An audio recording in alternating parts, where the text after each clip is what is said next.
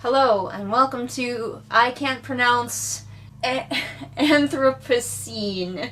Welcome to the Anthropocene Reviewed. There are a lot of noises going on outside. There's a lawnmower, there are airplanes going over. I give that a 1 star, all of that. But it is a beautiful day, so perfect day for mowing. I can't even open my window because then the lawnmower sounds will be louder. 1 star. So in an effort to be on topic for something for once, I am going to try to, I've got it on my phone, review The Anthropocene Reviewed by John Green. I do enjoy John Green a great deal on YouTube. His books are okay. I don't love them, but I also don't have a strong enough feeling about them to hate them either. I usually enjoy them while I'm reading them and then move on with my life. But I was interested at his first stab at a non-fiction book, a collection of essays. Let's go ahead and read the synopsis such as it is on Goodreads. The Anthropocene is the current geologic age in which humans have profoundly reshaped the planet and its biodiversity. In this remarkable symphony of essays, adapted and expanded from his podcast, best-selling author John Green reviews different facets of the human-centered planet on a 5-star scale, from the QWERTY keyboard and sunsets to Canada geese and the penguins of Madagascar. Funny, complex, and rich with detail, the reviews chart the contradictions of contemporary humanity.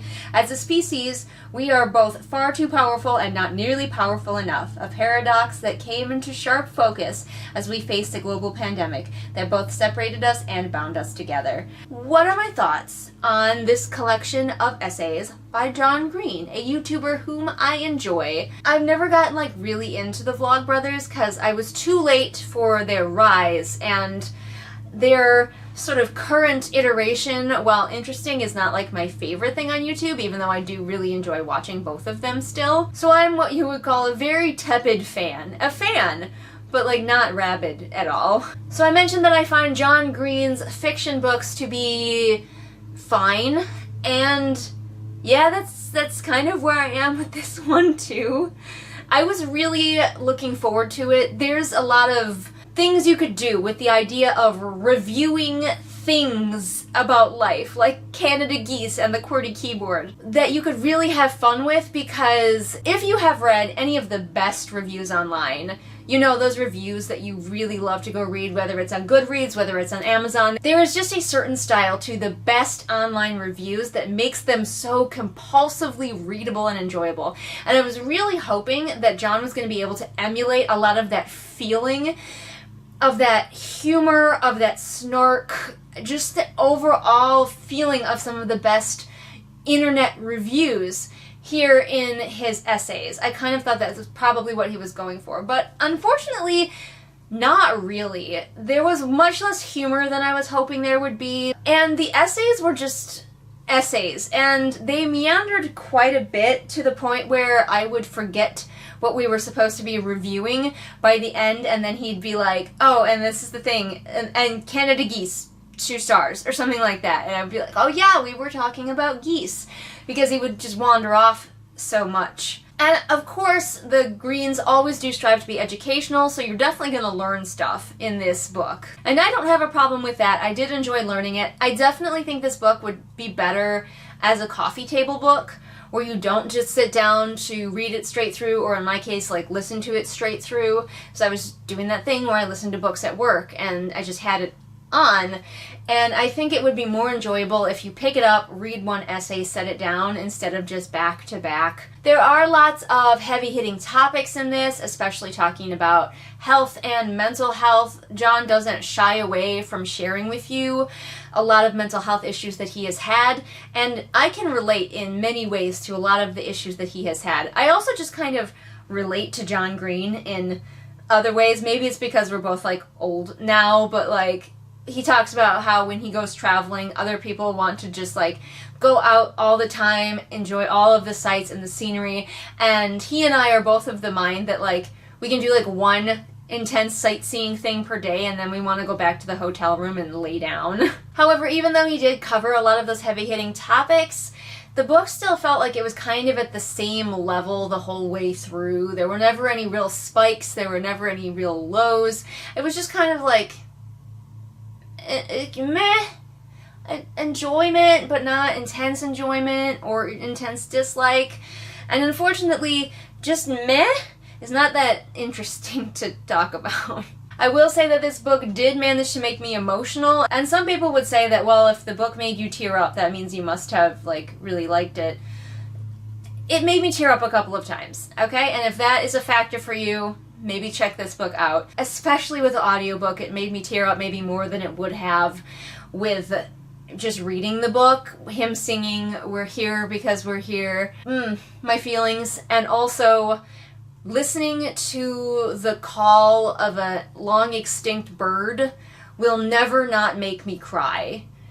You want to get Julian crying at the fastest way possible, be like, here, this animal is extinct and here's the last recording of its song. And also the song is supposed to be a duet because there's only one bird left and there's supposed to be two birds. So, you know, there is that. But that's not really anything that John Green did necessarily, aside from putting this fact about this beautiful dead bird in his book, or putting these things about the song Auld Lang Syne, these facts about it. I didn't necessarily need to get any of those things from this book to make me cry. I will say that I love all of the sibling stuff that he talks about and the family stuff. I love how just unashamed John Green is to just say that he loves people. And honestly, his relationship with his brother is sibling goals. I wish that I had such a beautiful relationship with any of my siblings. They're just sort of unashamed support of each other and hyping up of each other is just really, like, beautiful. And yeah, I'm jealous. I'm so jealous. So yeah, I mean, this is kind of a short review. Overall, this book was fine and serviceable, but not amazing.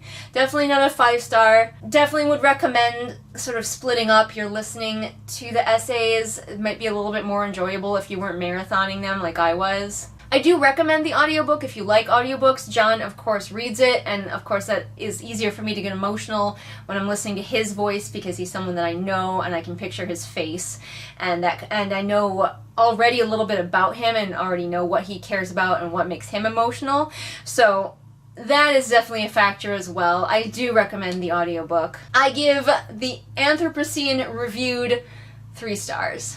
If you want to see more book reviews from me, feel free to wander around the channel. I have a lot. I've been doing this for quite some time. I also have a book that you can purchase. The Wolf and the Hawk is a fantasy romance. It's available now on Amazon in Kindle, paperback, and audiobook if you're an audiobook fan. If you want even more of me, you can check me out on my Patreon, where your support goes towards helping me self-publish my own books, as well as getting you lots of neat rewards, so check it out if you're interested. All the links to my social media are in the doobly-doo for ease of your clicking, and I will, see all of you again next time with whatever it is I happen to be doing next time.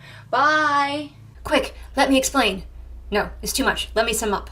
These are my patrons. Belle, Patrick, Anne-Sophie, Callison, Ray, Artemis, Shelby, Zaire, Jesper, Irene, Scribbling Cat, Savvy, Jenny, Amanda, Lisa, Sarah, Anna W, Anna C, Light Julie, OS, Hidden Glade, Persephone, Kit, Lennox, and Rainfall.